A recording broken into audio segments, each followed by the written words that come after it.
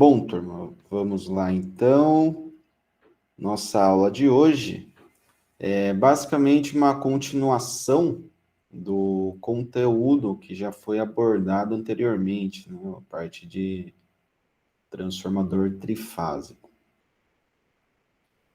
Muito bem. Para essa aula de hoje, nós teremos os seguintes objetivos. Primeiro, seria a definição das partes ativas do transformador trifásico. Tá? Então, existe esse conceito, eu vou definir o conceito.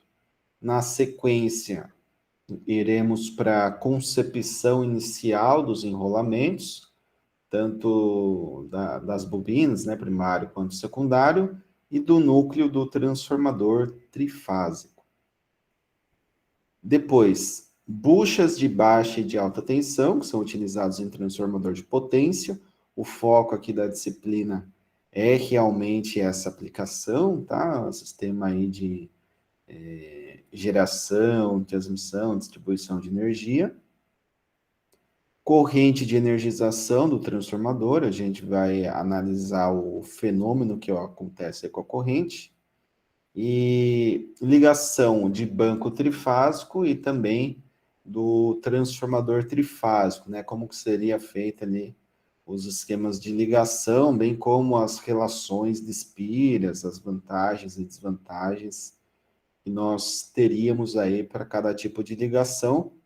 Lembrando que para essa apresentação eu vou passar a concepção inicial, né? A ligação inicial do transformador trifásico, que seria estrela-estrela, tá? Então, eu irei iniciar esse último tópico na aula de hoje e depois irei dar prosseguimento na aula de amanhã. Muito bem, falando então da parte ativa do transformador, né? A parte ativa, ela compreende o núcleo magnético e os enrolamentos, as bobinas, ou seja, a parte funcional do equipamento. A figura ao lado apresenta a estrutura da parte ativa em detalhes que serão discutidos na sequência. Então, aqui ó, temos uma imagem bem interessante, né, ó, da parte ativa do transformador trifásico, onde existe aqui o núcleo com as suas lâminas, conforme eu já comentei anteriormente. Temos aqui o enrolamento de baixa tensão, temos um enrolamento de alta tensão e temos os espaçadores aqui entre os enrolamentos de baixa e de alta e também do núcleo para o enrolamento de baixa tensão. Temos um disco de compressão, né, para ter essas bobinas colocadas de uma forma firme, bem segura no equipamento. E temos a estrutura de sustentação, né, do sistema trifásico aqui, tanto as bobinas quanto do núcleo, tá, do transformador. Então, a parte ativa é algo intuitivo até, né, não tem muito segredo. Temos o núcleo, que é utilizado para magnetização, né, do transformador, para se criar ali polo norte, polo sul. E temos as bobinas, que ao injetar corrente nessas bobinas, por indução, nós temos criação de fluxo magnético, e daí se concatena primário com secundário, ou melhor, lado de baixa com o lado de alta, e existe então uma tensão induzida nas duas bobinas, tá certo? Então, esse seria o conceito de parte ativa para máquinas, né? Não só para transformador, mas máquinas no geral. Falando um pouco mais dos enrolamentos, os condutores dos enrolamentos são feitos principalmente de cobre eletrolítico, ou em menos casos aí de alumínio, que são materiais de baixa resistividade elétrica, tá? Então, obviamente, se eu quero um bom condutor, ele tem que ter uma baixa resistência. Para ter uma baixa resistência, eu devo ter essa característica que é constante para os equipamentos, né, para esses elementos, baixa, né, a resistência da resistividade, a característica de resistividade elétrica. Pois a resistência, né, por segundo a lei de Ohm, seria a resistividade vezes o comprimento dividido por seção do condutor. Eles, né, os enrolamentos aí, os condutores dos enrolamentos, têm seção retangular. Retangular. É diferente do que encontramos, por exemplo, em cabeamento de instalação residencial, algumas instalações industriais, né, que a seção ali é circular.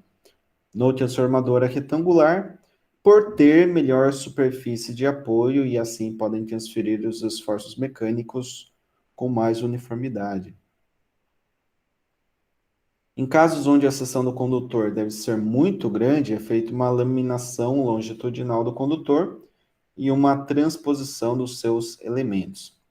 Isso é feito para reduzir as perdas por efeito Foucault, provocadas pelo campo magnético, e aqui os condutores estão submetidos e também para reduzir as perdas por aumento da resistência efetiva pelo efeito pelicular.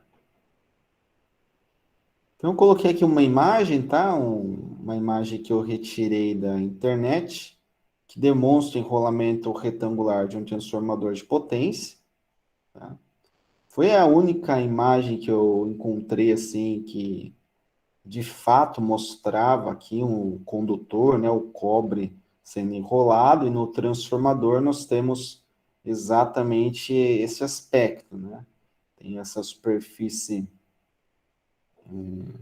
quadrada, retangular, que permite um contato melhor da bobina com o núcleo, dando ali uma uniformidade, né, para a transferência de esforços mecânicos.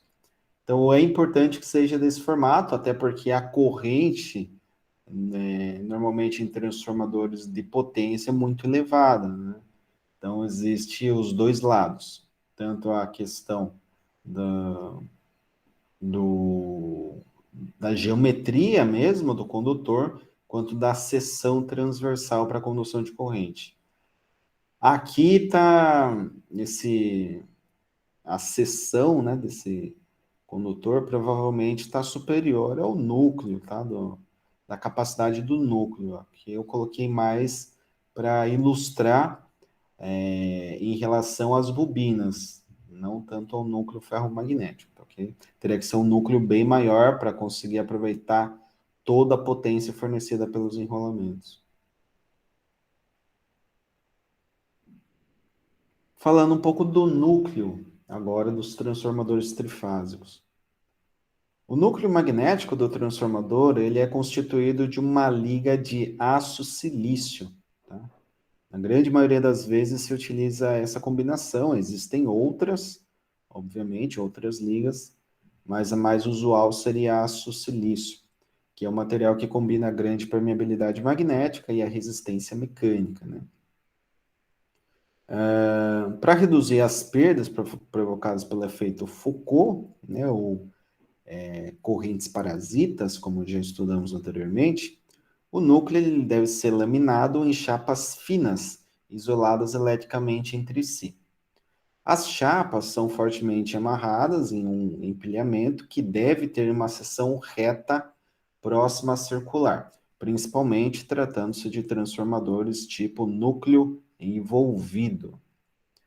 Isso é feito para que os esforços mecânicos dos enrolamentos sejam transferidos de uma forma mais uniforme para o núcleo. As perdas no núcleo, provocadas principalmente pelo efeito Foucault e pela esterese, que vimos também nas aulas anteriores, né?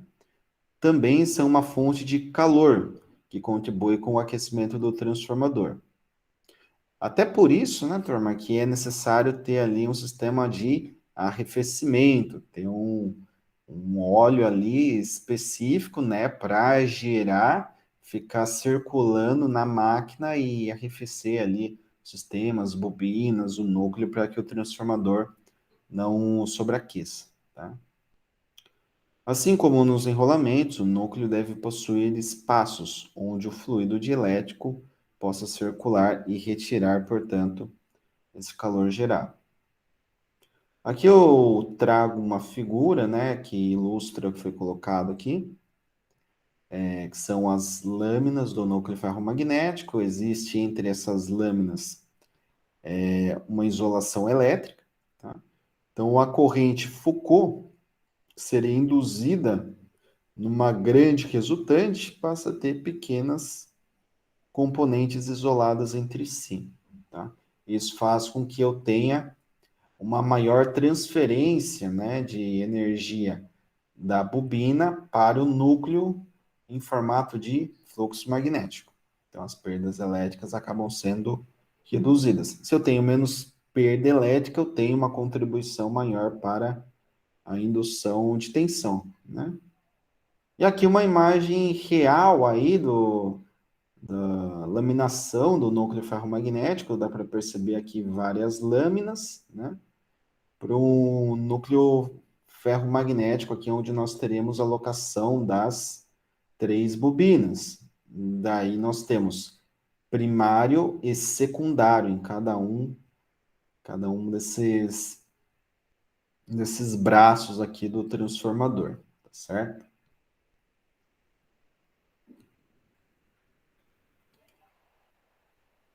Vou falar agora sobre buchas de baixa tensão. A bucha utilizada ali para isolação, né, do transformador. Para que o transformador possa ser ligado e utilizado, é necessário ter acesso aos terminais de seus enrolamentos. E, para tanto, as ligações devem atravessar o tanque do equipamento sem que se perca a estanquidade e também mantendo a isolação elétrica plena dos terminais para o tanque. Para tal tarefa, utiliza-se as buchas. Em tensões menos elevadas, geralmente até 15 kV, tá? Tensão ali de geração de energia, né? São utilizadas as chamadas buchas de baixa tensão.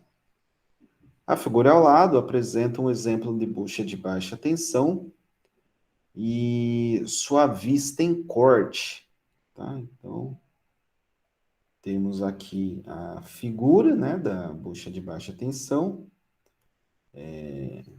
Ela tem esse aspecto e aqui na vista em corte nós pegamos a bucha, cortamos aqui no meio, né? E observamos, puxa, bem no centro aqui eu tenho o quê? Tem uma barra condutora que vai ligar, né, fazer um link aí do conector do transformador, né, da bobina, com o ponto de conexão, né? Seria a rede elétrica, seria as cargas elétricas, né? Seria a conexão ou da rede ou da carga de um ponto, que seria esse ponto superior, e a parte inferior no transformador, saída da bobina, tá? Se for, por exemplo, um, um transformador elevador, né, de uma subestação geradora, então eu injeto aqui, nesse terminal, o potencial de alta tensão, tá? E aqui eu tenho a conexão para a linha, certo?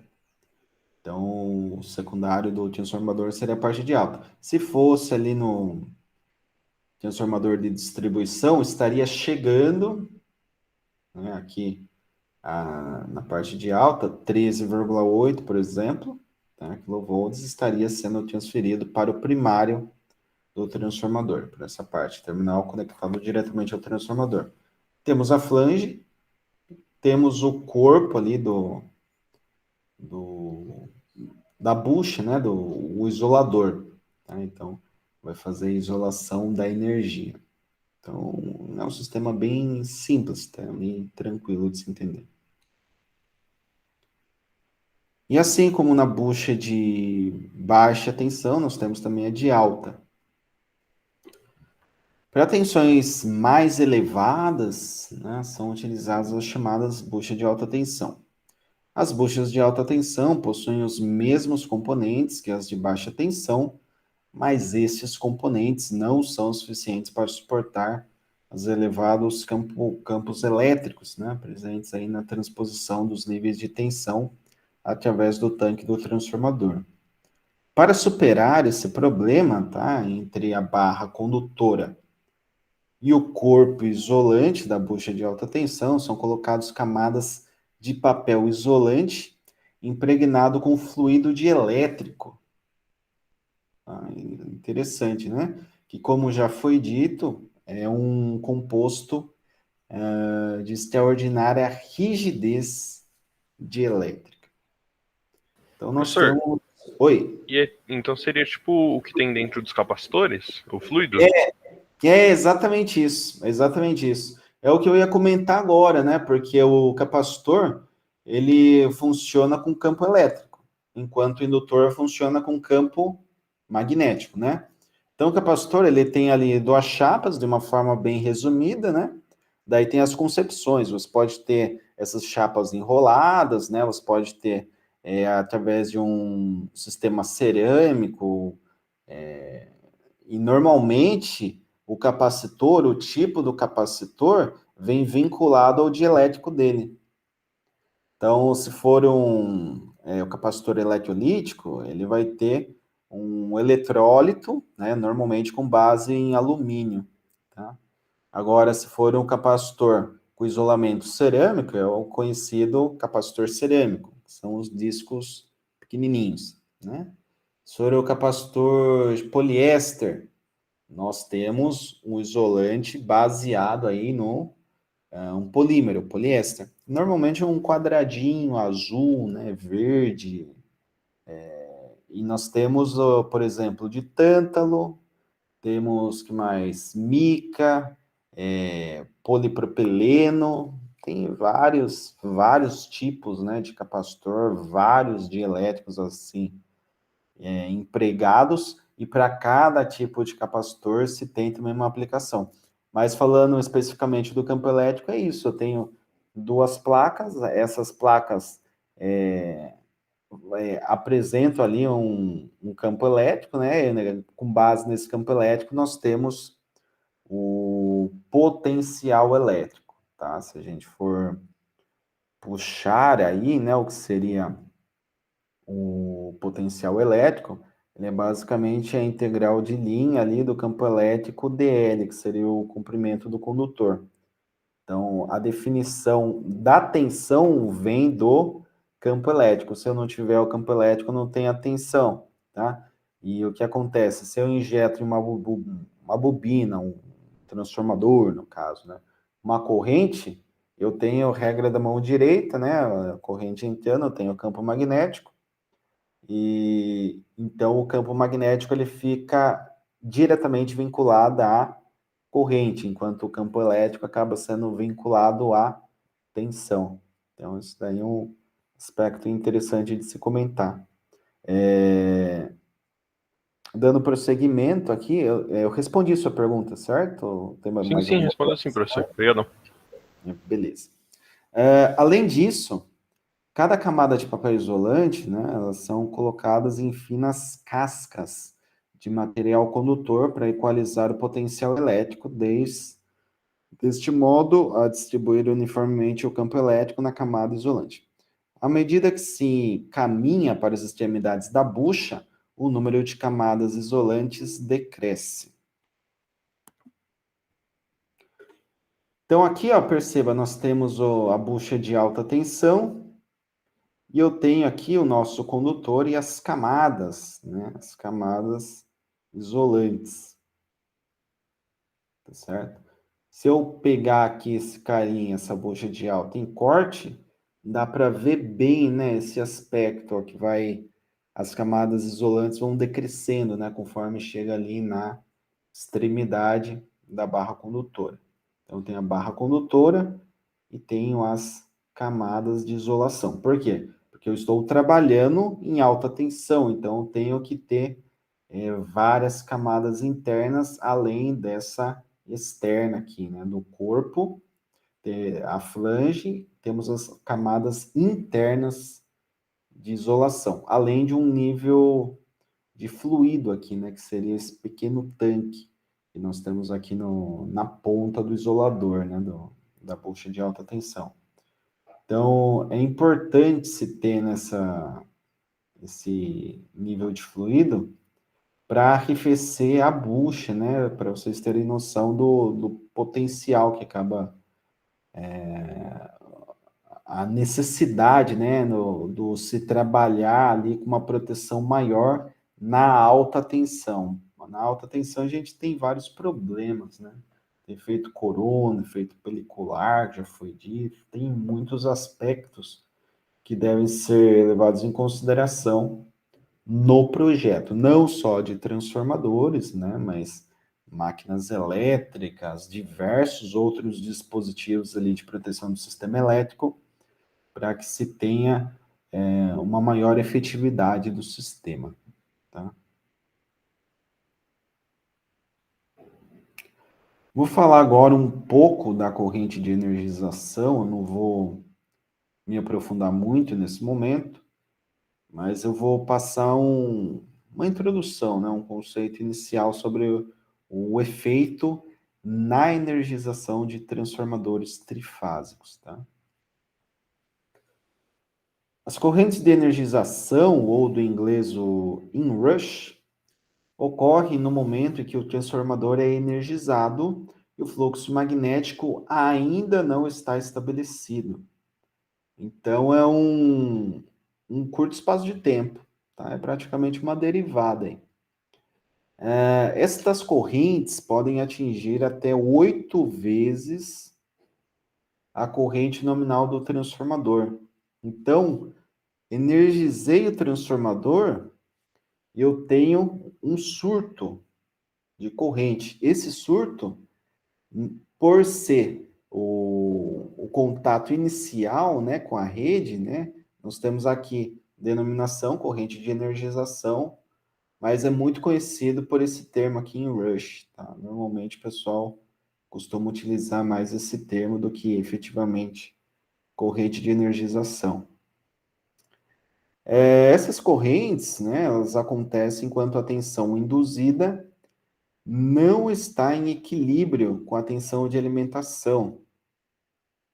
Então, nós temos ainda uma variação, né, da induzida com base na alimentação. A alimentação, por exemplo, se eu estou alimentando em 3,8 kV, eu não estou induzido efetivamente ali no primário, né, a tensão autoinduzida não vai ser exatamente de 3,8 kV, mas existe uma variação, tá, uma variação maior do que essa pequena variação que seria dada pela queda, né, tanto da dispersão quanto do condutor. Então, essa grande variação, ela deve ser equilibrada em um curto espaço de tempo, só que nesse meio tempo existe esse surto, né? Essa corrente de energização que é bem elevada, na ordem de 8 vezes a corrente nominal, é muita coisa, tá? Nesse intervalo de tempo, o fluxo magnético do núcleo do transformador atinge um valor muito intenso, fazendo com que o material ferromagnético atinja a saturação. Na saturação, é necessário elevar a corrente de excitação para manter o fluxo. Então, perceba, o que acontece, né? Eu tenho aqui a curva de esterese, ó. Eu tenho um laço, chega no momento que eu tenho saturação, né? Então, o que eu faço aqui? Eu vou aumentando o vetor polarização, vou aumentando a indução magnética, aumento mais o vetor polarização, aumento mais a indução magnética, chego em um ponto que eu aumento o vetor polarização, a indução magnética quase não se mexe, então eu aumento mais ainda, né? O vetor polarização, a indução magnética se eleva muito pouco, aumento mais e ela praticamente não se mexe, porque saturou. Os domínios magnéticos, né, que são os pequenos ímãs dentro material ferromagnético, eles estão totalmente alinhados, né? Eles podem estar ali num primeiro momento, né, quando eu não energizei a máquina, eles estão desalinhados, mas quando eu coloco o vetor polarização, eles ficam todos alinhados. E ele, nesse movimento de alinhamento, eu tenho a curva de esterese. Então, a curva de esterese ela vai sendo estabelecida com base no alinhamento dos domínios magnéticos. Quando eles estão praticamente alinhados, não tem muito o que fazer. Eu posso aumentar o vetor polarização magnética, mas os domínios magnéticos estão alinhados. Então, não tem como eles estarem mais alinhados do que o alinhamento total, né? O alinhamento completo ali do sistema. Então, se eu já tenho todos os fluxos, os domínios magnéticos bem alinhados, eu tenho aqui uma intensidade de fluxo que vai ter um comportamento senoidal, né, com base ali em uma alimentação. Né? Nós temos uma alimentação, por exemplo, que é cossenoidal, né? Se eu fizer ali, por exemplo, a integral, eu chego no fluxo magnético. Então, o fluxo magnético seria senoidal. Então, tendo o fluxo magnético e a curva de esterese, eu consigo fazer o espelho da corrente. Tá certo? Então, pego aqui o fluxo magnético. Se eu espelhar aqui na corrente, ó, o valor de pico, batendo aqui na curva de esterese, eu estou exatamente na saturação. Então, na saturação, eu tenho um pico de corrente. Se eu baixar um pouco aqui na senoide e refletir aqui na curva de esterese, eu tenho um outro ponto, que é um ponto bem abaixo, né, em relação ao valor de pico aqui, ó. O valor de pico, se eu considerar do eixo do tempo até o pico da corrente, eu teria 100%, né? Esse próximo valor aqui de corrente, refletida pela curva de esterese, seria abaixo de 50%, sendo que eu decaí pouco aqui, ó, no fluxo magnético. Talvez tenha decaído aqui coisa de 10% no máximo, né, desse ponto para esse aqui. E a corrente já caiu ali para baixo de 50%. Então, nós temos, percebam, um sinal de corrente bem deformado, né? Não é aquela corrente senoidal que nós tínhamos nos circuitos elétricos, tanto monofásicos, bifásicos, como trifásicos, né? Totalmente equilibrados, simétricos. Aqui existe uma distorção do sinal da corrente, e essa distorção é gerada pela característica BH do material ferromagnético, e essa corrente distorcida seria a corrente de energização, conhecida como inrush, que pode atingir 8 vezes, né, da nominal do transformador. Então, eu tenho esse surto, existem harmônicas associadas, mas harmônicas é algo que vocês não estudaram, né? Vocês talvez estudem em um outro momento. São sinais de múltiplas frequências, tá? Então, além de 60 Hz, tá? Que seria esse sinal limpo, eu tenho outras frequências. Eu posso ter, por exemplo, terceira harmônica. E a terceira harmônica é o quê? É eu pegar a frequência da rede, que é 60 Hz, e multiplicar por 3, tá? Então, se eu multiplicar por 3, eu tenho ali 180 Hz, e eu somo com a fundamental. A fundamental seria a frequência aqui do fluxo magnético, tá? Seria 60 Hz. Porque o fluxo magnético vem da tensão de alimentação, e a tensão da rede elétrica é 60 Hz. Então, se eu alimento com 13.800, eu tenho um fluxo magnético induzido que vai ser proporcional a essa tensão injetada, senoidal na frequência da rede 60 Hz. Mas quando eu rebato isso para a curva de esterese do material, que é um material macio, né? Claramente aí macio pela curva de esterese, por ter uma área pequena, eu tenho a corrente de energização com múltiplas frequências, tá? Na teoria, na prática também, né? Mas Na teoria, a gente tem essa forma de onda aqui sendo representada matematicamente pela série de Fourier. Eu não sei se vocês já estudaram, mas eu acredito que tenham visto em cálculo, talvez cálculo 2, cálculo 3, não sei se tiveram cálculo 4 ou não, mas a série de Fourier é uma série infinita, né? Onde eu tenho ali somatória de cossenos e senos, que vai de zero até o infinito. Então, quando eu pego essas múltiplas frequências, eu consigo representar em várias senoides, né? Senoides e cossenoides, que ao somar, né, essas senoides e cossenoides, eu chego no sinal distorcido dessa corrente. Tá? Ah, professor, mas eu poderia ter uma distorção diferente dessa? Sim.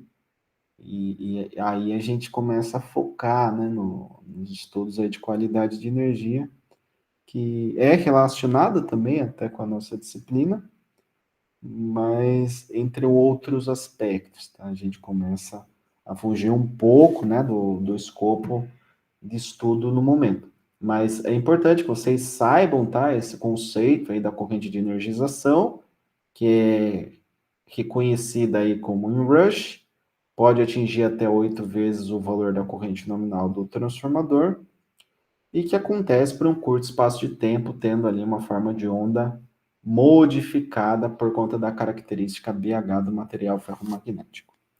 Beleza? Esse é o conceito que vocês devem ter em mente. Professor, é por causa desse tipo de coisa que não é pra ficar, tipo, ligando e desligando os aparelhos? Tipo, que quando, se ele tiver ligado a um transformador, ele fica dando esses picos, assim? Então, quando a gente fala de baixa potência, não tem muito problema, entendeu? Porque, para e pensa, se eu tenho, por exemplo, uma fonte linear, tá? Não estou falando de chaveada, estou falando linear. O que acontece? Você tem um transformador, o transformador ele vai operar em 60 Hz, só que ele é uma caixinha pequena, né? Não é lá grande coisa. Então, se você pegar aqui o sistema e ligar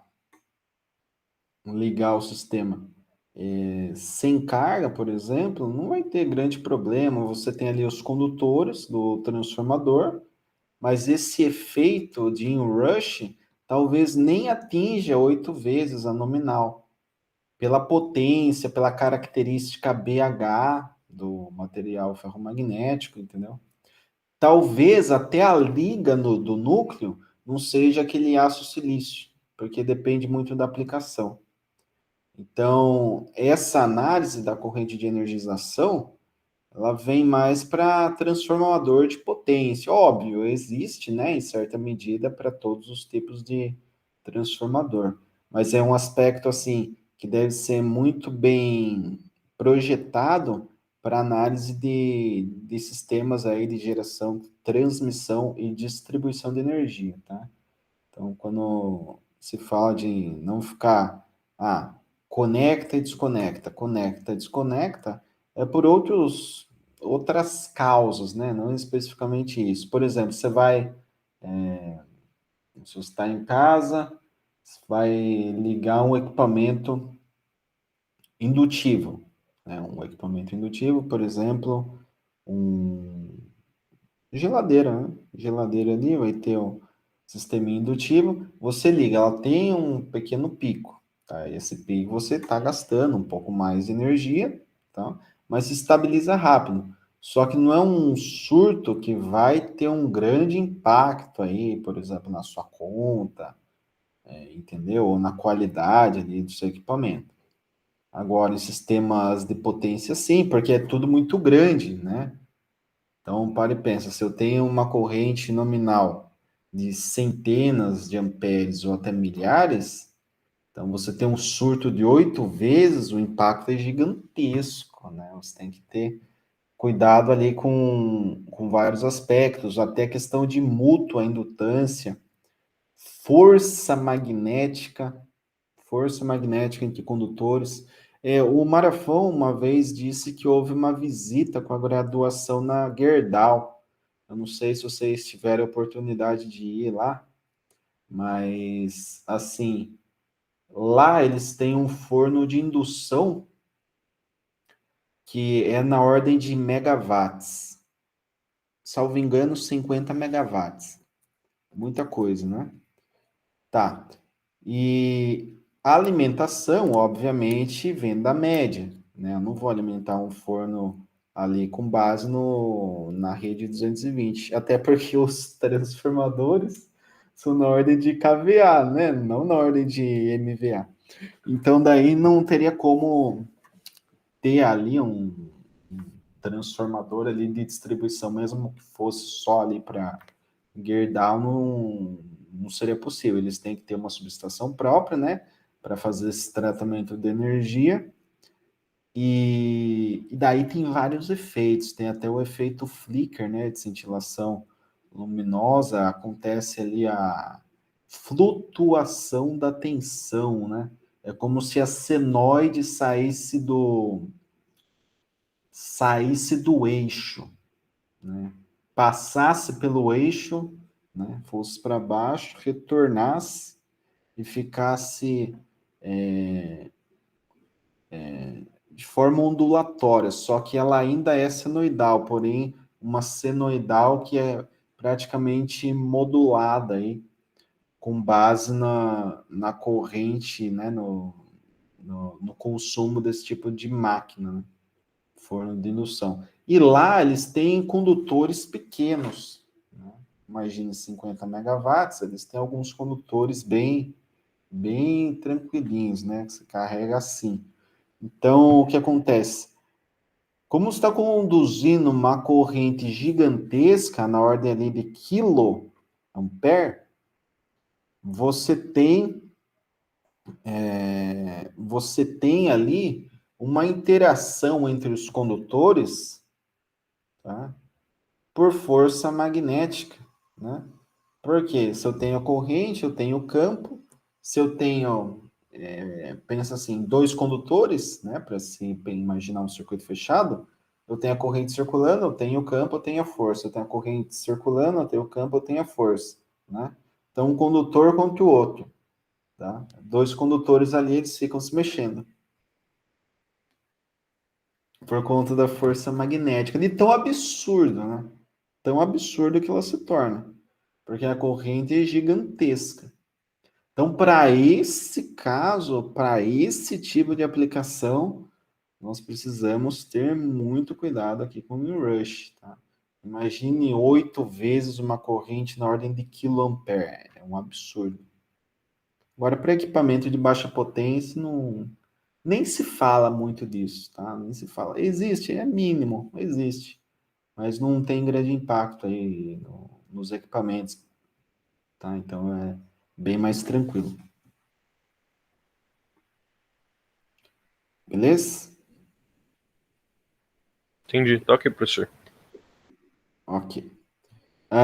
Então, dando prosseguimento agora à nossa aula de hoje, eu vou falar nesse momento do circuito equivalente para transformador monofásico de múltiplos enrolamentos. Por quê? Por que vai falar disso, né? Monofásico, a gente já estudou, não teria por que abordar. Então, na aula, não a passada que vocês fizeram prova, mas na aula retrasada, eu comentei sobre bancos, né? Bancos trifásicos, né? Então, bancos trifásicos, eles são formados pela associação de transformadores monofásicos, tá certo? Então, eu vou abordar aqui o circuito equivalente para um transformador monofásico de múltiplos enrolamentos, justamente porque na sequência eu posso pegar esse tipo de máquina e associar para obter um fechamento ou dois fechamentos ali específicos para alimentar um sistema trifásico, certo? Vamos lá. A figura a seguir apresenta o modelo geralmente utilizado para representar o transformador de três enrolamentos. O ramo paralelo é responsável por representar a corrente de magnetização e as perdas do núcleo. E geralmente ele é omitido, já que a impedância de magnetização é consideravelmente maior que a impedância série. Tá? Então aqui, ó, perceba, nós temos o primário, nós temos aqui as impedâncias, né, relacionadas justamente com as perdas do transformador, perdas séries, né? E temos aqui o secundário e o terciário. Então, esse transformador, ele vai ter aqui, né, uma alimentação monofásica. Tá? Então, chega aqui, por exemplo, fase neutro. E tenho aqui a saída de secundário, fase neutro, e no terciário, fase neutra. Tá certo?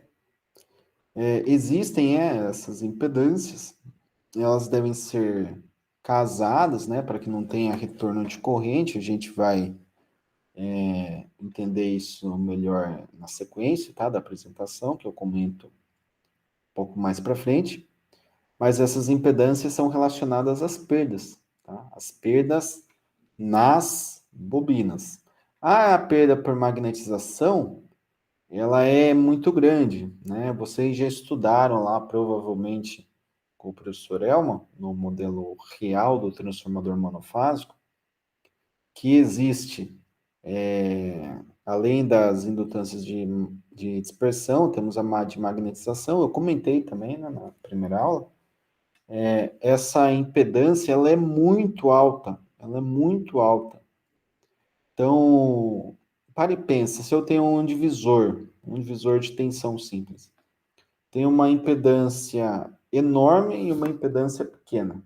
Essa impedância enorme vai ficar com 95% da tensão de alimentação.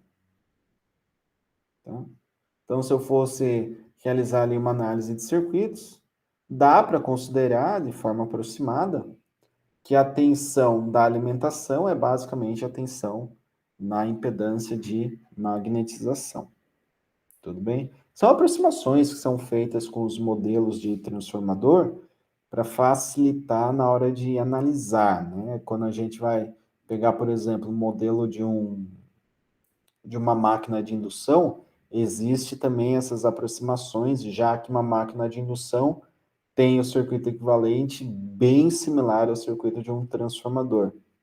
Então, são aproximações necessárias, né, para que a gente consiga ter um aproveitamento melhor ali, mais otimizado do circuito para chegar numa solução o menos complexa possível.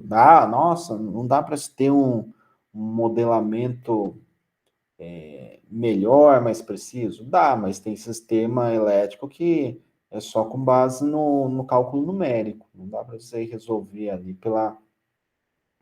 pelo cálculo tradicional ali, integral, derivada. Tem um monte de coisa que aparece que a gente faz por aproximação, de forma empírica mesmo. Você pega um sistema elétrico, tem um número X de barras, né? O número de barras é o dimensional da sua matriz. Então, pensa, eu tenho um sistema de 1000 barras. Ou se eu tenho um sistema de 1000 barras, eu tenho uma matriz 1000 por 1000. Ah, puxa, professor, eu estudei lá, eu sei resolver matriz 2 por 2, já resolvi matriz 3 por 3, né? 4 por 4, puxa, chato, mas dá para fazer também. 5 por 5, puxa, pior, dá para fazer. 1000 por 1000 não cheguei a fazer. Pois é, a gente não faz. Passamos essa tarefa aí para os computadores, né? Os computadores realizam todo o processamento, né, para realizar essa sistemática de cálculo. E daí tem, obviamente, um modelo para se seguir. É programado, gera-se um software, né?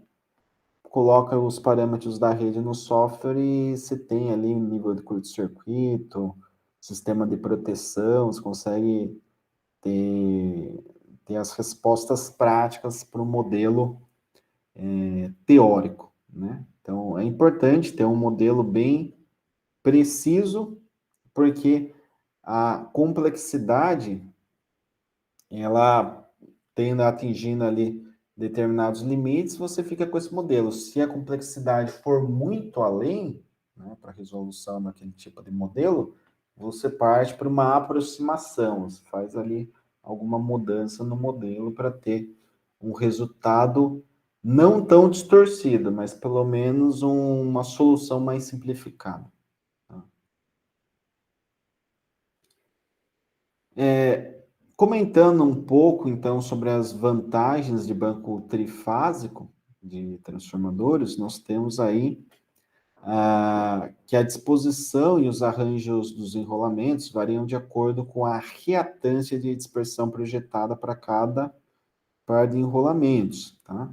Desta forma, pode-se otimizar o desempenho do transformador, obtendo-se uma boa regulação de tensão e reduzindo os níveis de corrente de curto-circuito. Regulação de tensão, vocês devem ter estudado também anteriormente, né? Regulação eu não comentei, eu acredito eu, aí nas aulas anteriores, mas de uma forma resumida é assim. Pensa em um transformador a vazio, né? Monofásico mesmo.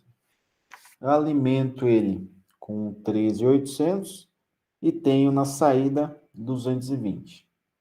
Ok. Então, eu ligo o transformador, passa ali pelo enrush, tal, tem todo aquele momento, estabilizou o fluxo magnético e nos deu 220. Pô, beleza, 100%, né? Ok. Depois, o que acontece? Eu conecto uma carga, tá? Uma carga resistiva, por exemplo. Então, a carga resistiva, ela vai drenar uma corrente. Então, se ela drena uma corrente, está consumindo uma potência, só que quando ela drena uma corrente, existe o quê? Existe uma corrente sendo espelhada no primário, né? Então, eu tenho que ter essa corrente no primário para que surja uma corrente no secundário, né? Transferência de potência. Então, essa corrente que está circulando gera queda, né? Se eu tenho a queda no circuito, eu tenho que a tensão do secundário não é mais 220, mas sim, por exemplo, 218, 215. Tá? Cai um pouco a tensão. Por quê? Porque eu estou alimentando, eu estou em carga. Ah, você está em plena carga? Não, talvez não. Talvez esteja ali 80%, 50%, tá? Ou até plena carga, tá? Então, nesse caso, o que acontece? Eu tenho que analisar a regulação de tensão, tá? Pessoal, bateria do computador está acabando. Eu vou conectar aqui o carregador e já volto com vocês.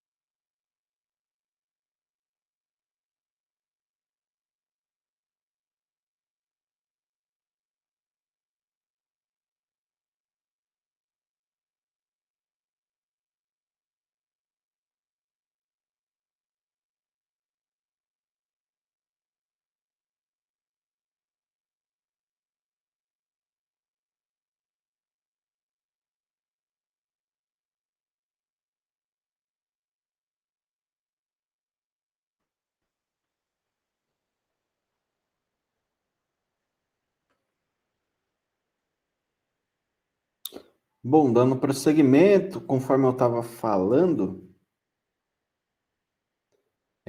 a regulação de tensão, ela vem dessa queda, tá? Então, quando eu estava em vazio, eu tinha uma tensão de 220. Quando eu estou com carga, eu tenho uma tensão que cai para 215.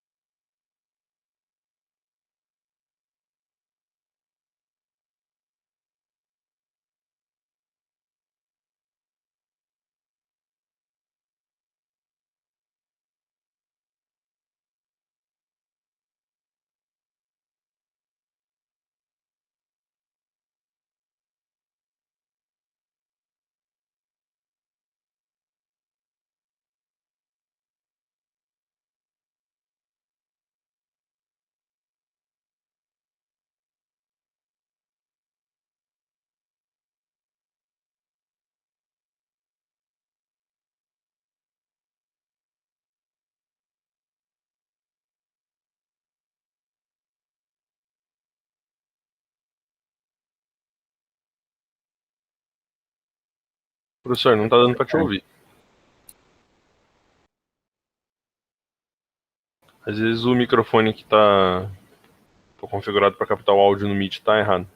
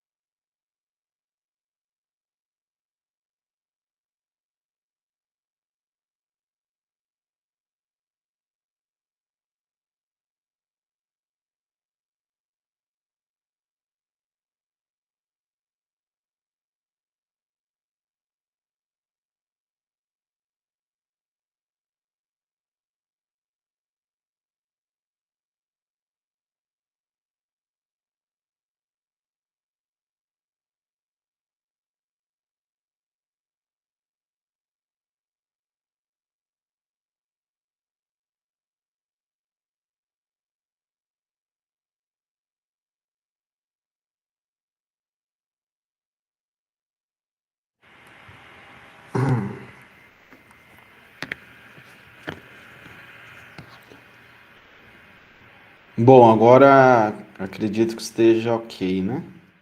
Agora tá pra ouvir, professor. Beleza. Bom, o que aconteceu aqui foi que eu conectei ao carregador, encostei na tomada, mas não deu contato, tá? Então o computador acabou desligando aí. Mas já retomamos aí. Vou compartilhar novamente a tela. Vamos lá. Compartilhar a janela. Estávamos exatamente aqui.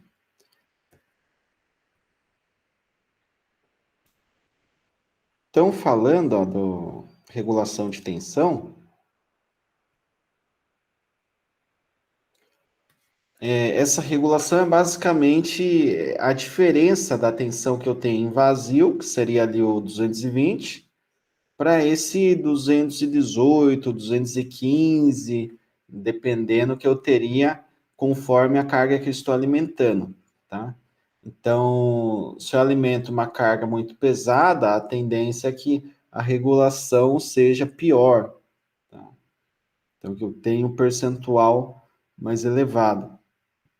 Agora, se eu tenho uma regulação mais baixa, eu tenho um sistema próximo do ideal. Porque a regulação é a diferença do que está em vazio para a situação em carga. Então, se eu alimento uma carga muito pesada, a tensão sai de 220, que seria o valor em vazio, sem carga, para um valor ali de 210, por exemplo. Tá? Então, esse delta acaba sendo de 10 volts. Ok? Então, eu pego esses 10 volts, divido ali por 220, né, que seria o nominal, e eu tenho um percentual, teria algo ali próximo a 5%, né, de regulação. Então, quanto mais baixo, melhor, tá? Porque, idealmente, se eu tenho um transformador que é para 220, independente da carga, eu tenho 220 sempre. Só que não é assim, né? A gente tem a reação da máquina. Então, se eu tenho um fluxo magnético que tende ali a induzir uma tensão no secundário, com base numa tensão injetada no primário, colocada ali no primário, eu tenho tensão induzida, só que quando alimento uma carga, eu tenho um contrafluxo, né, que vai no sentido de desmagnetização da máquina. Então, se eu tendo a desmagnetizar, o fluxo mútuo resultante, ele é menor. Se o fluxo é menor, eu tenho que o dφ/dt vai ser menor também, né? Tensão induzida é N dφ/dt, então eu teria uma tensão do secundário menor. Essa seria a relação, né, de regulação para transformadores. Em suma, o transformador de múltiplos enrolamentos, né, ele permite, primeiro, a conexão de vários sistemas operando em níveis de tensão distintos. Isso daí é uma vantagem interessante, né? Porque eu tenho primário, secundário e terciário. Então, o secundário está 220, terciário está 380. Beleza, não tem problema.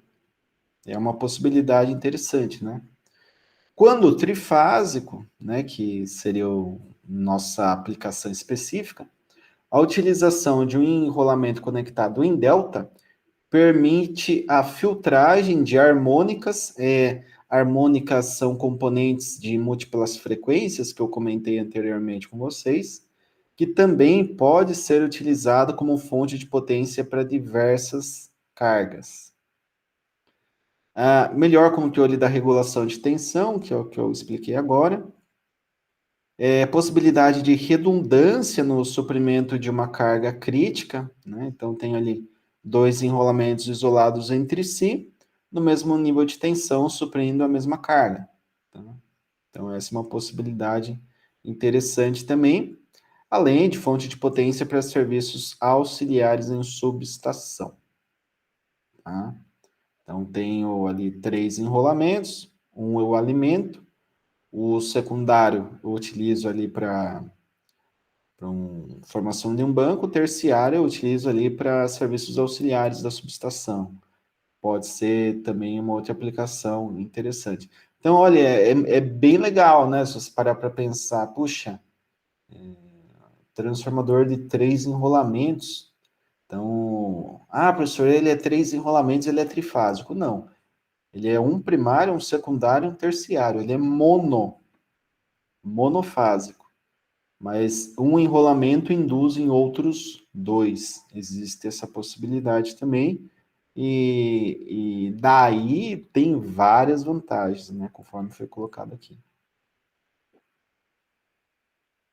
Falando agora da conexão como banco trifásico, né? Como seria isso? A figura ao lado vai ilustrar o exemplo de um transformador trifásico constituído de 3 transformadores monofásicos de 3 enrolamentos. As fases estão representadas pelas letras A, B e C e o neutro pela letra N. Os sobrescritos denominam os terminais primário 1, secundário 2 e terciário 3. E os subscritos identificam o tipo de ligação, se é delta ou estrela. Tá? Nesse transformador, o primário e o secundário estão conectados em estrela, com neutro aterrado, e o terciário está ligado em delta.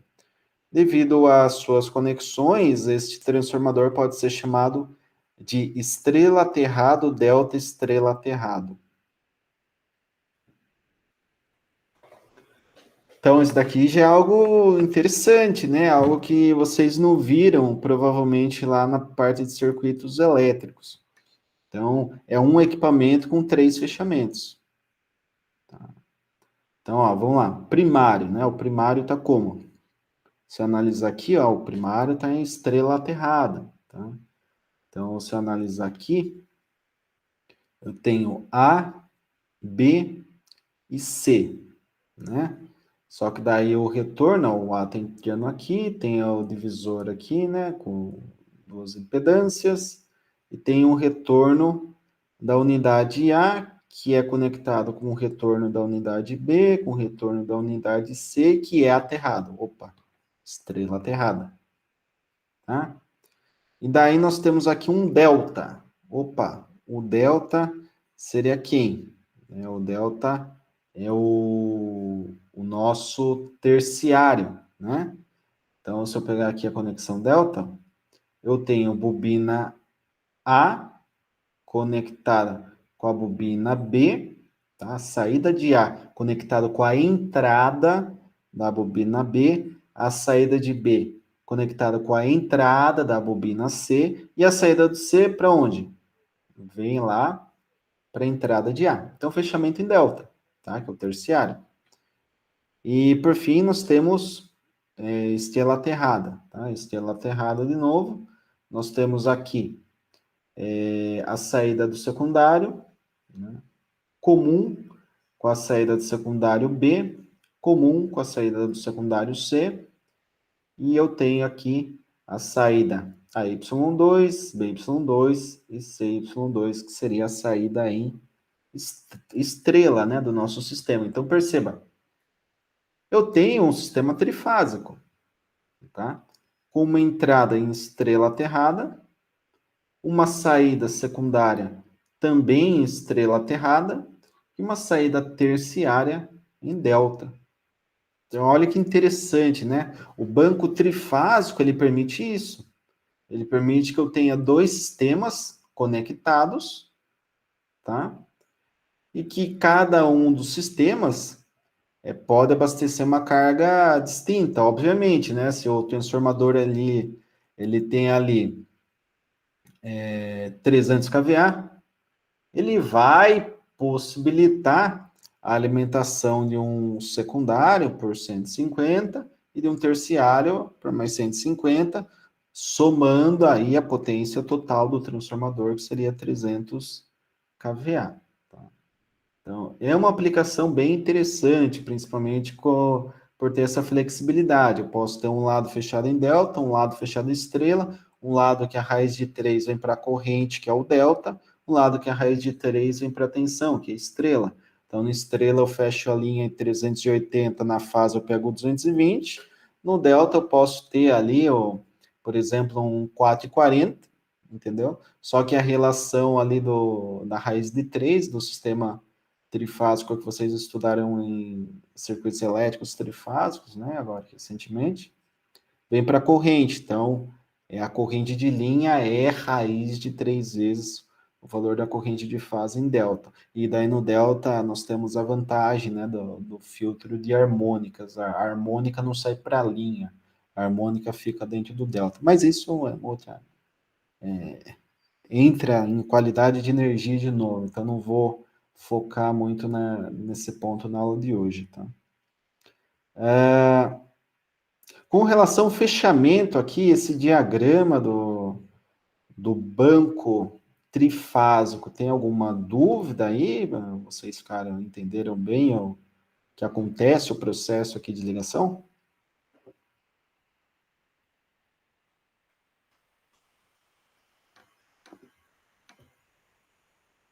Sim? Tranquilo? Tranquilo, professor. Tá, beleza, então. Continuando, né? Falando agora aqui um pouco mais sobre o banco trifásico de transformador, temos que, ao montar um banco de transformadores, algumas precauções devem ser tomadas, né? Então, nós temos aí a primeira. Cada unidade, né, componente do banco, deverá ter a mesma relação de transformação, tá? Que é a recomendação da I3E. I3E é a agência aí norte-americana, né, de engenharia elétrica.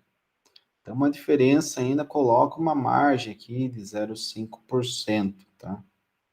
Mas o ideal realmente é que tenhamos ali uma relação de transformação, né, uma relação de espiras que seja idêntica, né? Para que tenha um sistema equilibrado, né? É uma condição. Deverá ser observada a polaridade de cada unidade e as impedâncias série das unidades deverão ter o valor mais próximo possível quando referidas em PU. PU, vocês estudaram aqui no curso ou não?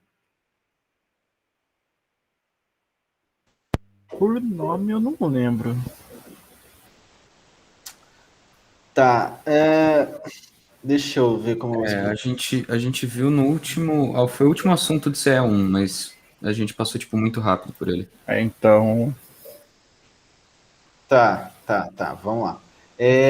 PU. PU é por unidade, né? Por unidade quer dizer o quê? Quer dizer que a gente vai trabalhar ali com um número que, em tese, varia de 0 a 1. Em tese, tá? 0 é quando simplesmente eu não tenho nada ali para corrente, eu tenho o circuito aberto. E 1 é quando eu tenho a corrente nominal. Só que por que a gente vai trabalhar com parâmetros de 0 a 1, né? Ou de 0 a 100%? Porque sistema elétrico de potência, você tem números grotescos, né? Números muito grandes. Então, puxa, eu vou colocar lá, eu vou transportar 10 giga. Puxa, 10 gigawatt. Puxa vida, caraca, é bastante potência. Daí você vai fazer conta, vai ficar com os números enormes, né? Então, existe a referência PU. Essa é uma vantagem, né? Você vai estar trabalhando ali com um múltiplo que equivale a um número grande ali, ou de corrente, ou de potência, ou de tensão, ou de impedância, tá? É uma referência percentual com base em um valor nominal, tá?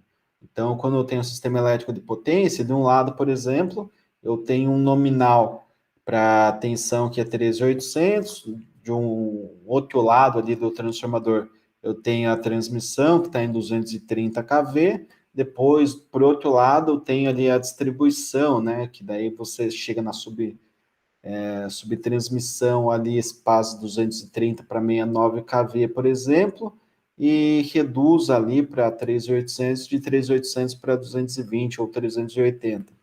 Então, o PU faz com que todo esse percurso ele seja referenciado para uma mesma base de potência, porque o sistema é de potência, né? O CEP, Sistema Elétrico de Potência. Mas cada trecho tem como referência um potencial. Então, um lado é 3.800, o outro 220, o outro 69 kV, o outro 230 kV. Então, você tem ali que espelhar a impedância para uma mesma base, analisando a potência total do sistema, que ela vira também potência de base, Tá? E com a potência de base e a tensão de base, eu tenho uma impedância de base. Com essa impedância de base, eu consigo referenciar todas as impedâncias de todos os trechos, daí seria a impedância série do transformador, porque a do núcleo a gente já viu que ela é desprezada por ser muito alta, e essas impedâncias elas podem ser colocadas em um circuito série se elas estiverem em PU. Né? É complexo, né? Falando assim, de uma forma resumida é isso, tá? Mas nós temos que referenciar essas impedâncias para que elas tenham um valor bem próximo em PU quando vamos trabalhar com banco trifásico de transformadores, tá? O PU possibilita resolver o sistema elétrico de potência associando de forma série, tá? Mas quando a gente vai fazer um modelo realmente de linha de transmissão, nós temos o modelo PI, o modelo T, existe alguns modelos aí para se desenvolver nesse tipo de análise. Mas o PU é basicamente isso, tá? Basicamente trazer tudo para uma base e conseguimos reduzir também o tamanho dos números, porque trabalhamos de forma proporcional. Então, de forma resumida, temos ali que o item 1, ele vai visar evitar que surjam correntes circulantes entre os transformadores, tá? De cada unidade, o que causa o aquecimento e a saturação. O item 2, ele é necessário para efetuar corretamente as ligações, tanto estrela como delta. E o item 3 visa dividir proporcionalmente a corrente secundária entre as unidades, já que ao dispor aí de unidades monofásicas em bancos, as potências nominais das unidades podem ser diferentes. Tá? Então, para cada um desses itens tem aqui uma explicação complementar, tá? Que realmente deve ser levada em consideração para um banco trifásico de transformadores. Falando um pouco da desvantagem, né? Já falei bastante das vantagens. Obviamente, aquela questão do balanço, né? Custo-benefício. Tem vantagem, tem desvantagem. A interligação de unidades com potências diferentes, não compensadas pela correspondente diferença aí nas impedâncias, em ohms, faria com que algumas unidades operassem em sobrecarga, enquanto outras subutilizadas. Então, isso é muito ruim, né? Se eu tenho, por exemplo, um transformador que opera em 300 kVA, ele está operando em 400 kVA. Tem um outro que é 300, né? 300 não, 150.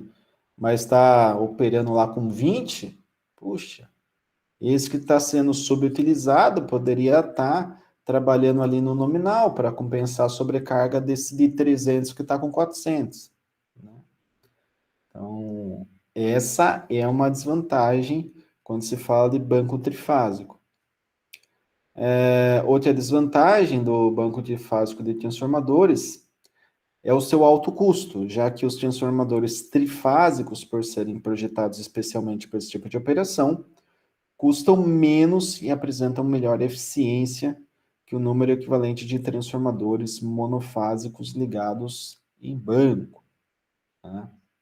Então, questão do custo-benefício. O custo se torna muito alto, né? Mas tem vantagem? Tem vantagem, né? É o que eu citei na primeira aula. Se eu tenho um transformador trifásico, deu problema, fechou curto monofásico, né? Fase terra. Fase A caiu na terra. Então, o que acontece? Eu tenho que desativar a máquina, né? Ou desligo o transformador. Agora, no banco trifásico, não. Deu fase terra. Então, você desliga a fase A, deixa a fase B e C. Essa é uma vantagem, né? Daí seria para o lado da vantagem. Mas, por estar trabalhando com 3 transformadores associados, eu tenho o custo de 3 transformadores somados, né? Enquanto o transformador trifásico, a gente já viu que só no fluxo magnético resultante ele ganha uma perna aí de material ferromagnético, né? Que quando você está trabalhando com um transformador gigante de subestação, você acaba ganhando aí alguns tons, algumas toneladas, né? Então, é interessante nesse aspecto. Agora, entrando um pouco sobre a parte de trifásico, né? Transformador trifásico, vou passar aqui para vocês rapidamente. O esquema de ligação de um transformador trifásico, Y delta Y, é o mesmo do banco trifásico, tá? De transformador. Com a diferença que o transformador trifásico ele é composto por uma única unidade, estando todos os enrolamentos das 3 fases dentro de um mesmo equipamento.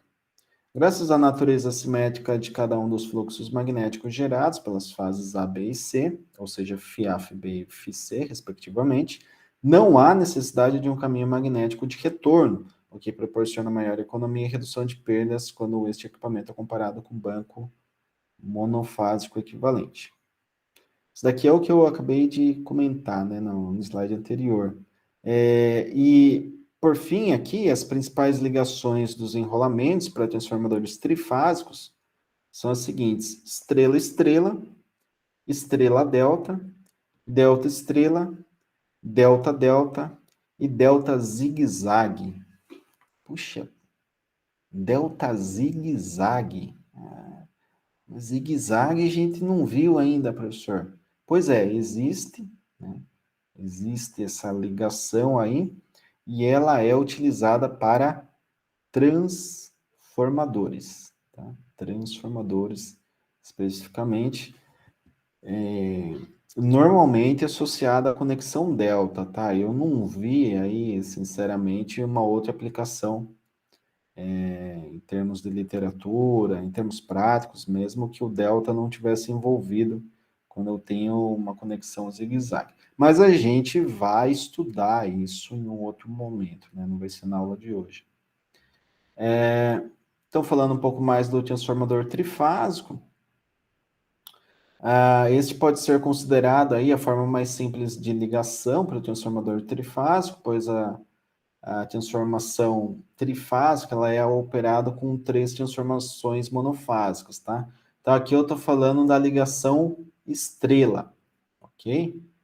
Então, a ligação estrela, ela vem do fato que as tensões aplicadas nos enrolamentos, quando representadas vetorialmente, estão dispostas ali em 120 graus entre si, formando uma figura similar a uma estrela, conforme ilustrado ao lado, tá?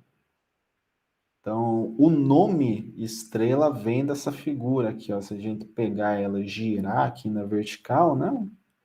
Parece uma estrela, um Y, né? Então, o nome da ligação vem justamente do diagrama vetorial aqui das tensões. Para obter a relação de transformação desse equipamento, basta analisar apenas um dos enrolamentos, pois todos os outros se comportarão exatamente da mesma forma. Tá? Então, eu tenho aqui os enrolamentos do primário, A1, B1 e C1, em relação ao neutro, né, com o ponto central, e o secundário, A2, B2 e C2. Então, eu tenho aqui as tensões, né, de cada uma das fases referenciadas no neutro, mas se eu pegar aqui A1 para B1, tensão de linha, VAB. B1 para C1, VB1, VBC, né, que seria tensão entre fase B e C. E de C para A, tensão VCA. Então, nós temos aqui 3 tensões de linha que apresentam defasagem de 30 graus em relação a estas tensões de fase. Algo também que vocês devem ter visto com o professor Marafon aí na aula de circuitos elétricos 3. Daí tem a sequência positiva, que é mais 30, sequência negativa, que é menos 30 graus. No caso da estrela, essa relação é sempre para as tensões, ok?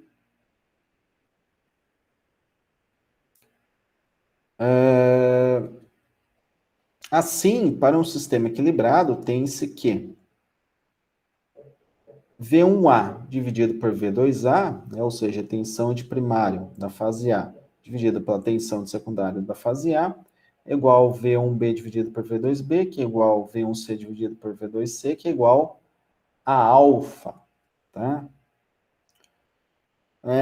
O mesmo entendimento vale também para as tensões de linha.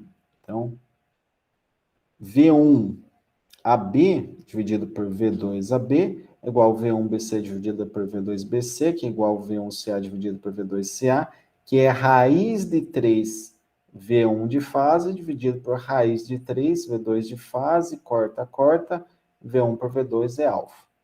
Então, o que mudou na relação de transformação? Nada. Nada. Então, bem tranquilo, né? Não tem muito segredo. Se eu pegar aqui, é fase A, V1 em razão de V2 dá alfa. Fase B. V1 com V2 também dá alfa. E C, V1 com V2 também dá alfa. Não tem... Realmente não tem uma complexidade tão grande nesse tipo de ligação. A ligação estrela-estrela, no caso aqui estrela isolada, né? Ela permite a transformação de grandezas elétricas sem alterar a defasagem entre as tensões e correntes de fase e linha. Ou seja, as tensões de linha, né, primária estão em fase com as tensões de linha secundárias. O mesmo ocorre com as tensões de fase e com as correntes de fase para cada uma das fases. Esta conexão pode fazer com que o sistema apresente algumas características indesejáveis, como distorções nas tensões dos enrolamentos causadas pelas correntes de terceiro harmônico. O que é terceiro harmônico? Terceiro harmônico é aquela frequência de 180 Hz que eu comentei anteriormente, tá? Que é gerada pelo fenômeno de excitação do transformador, tá? E o desbalanceamento de correntes, no caso ali, de se alimentar uma carga não balanceada. Então, existe carga não balanceada? Existe. Uma carga trifásica não balanceada. Acontece? Acontece. Puxa, você pega a rede de distribuição secundária, a gente percebe muito bem isso. Então, a rede de distribuição, você tem ali um transformador. Ele é trifásico, tá? Supondo o caso do transformador trifásico, não de banco. Então, eu pego esse transformador, ele tem ali as fases A, B e C, e tem o neutro, no secundário é assim. O que acontece? Essas tensões, elas vão ali para diversas cargas, residências, lojas, né, algum tipo de comércio, um barzinho, vai alimentando vários locais. Só que esses locais não vão estar funcionando ao mesmo tempo, não terão exatamente a mesma demanda de potência, não terão exatamente o mesmo consumo de corrente e, portanto, as fases A, B e C do transformador não serão exatamente balanceadas. Vai ter um desbalanço. Vai ter um desbalanço, tá? Porque isso realmente é imprevisível. O sistema, ele tende a otimizar, o sistema elétrico, né, a matriz energética, ela é otimizada, ou tenta sempre otimizar ali de uma forma a manter o sistema saudável. Mas um desbalanço de carga é comum, né, em termos práticos aí para transformador. Um caso que é tranquilo, né, da gente perceber também, existe equilíbrio? Existe, mas se você pegar, por exemplo, uma máquina trifásica, né? Poxa, a máquina trifásica, o eixo, ele tem que ficar girando ali de forma concêntrica sem oscilar, né? Então, para que ele não fique oscilando ali, que ele fique sempre no centro girando de forma correta, eu tenho que ter fase A, B e C equilibrada na armadura do motor.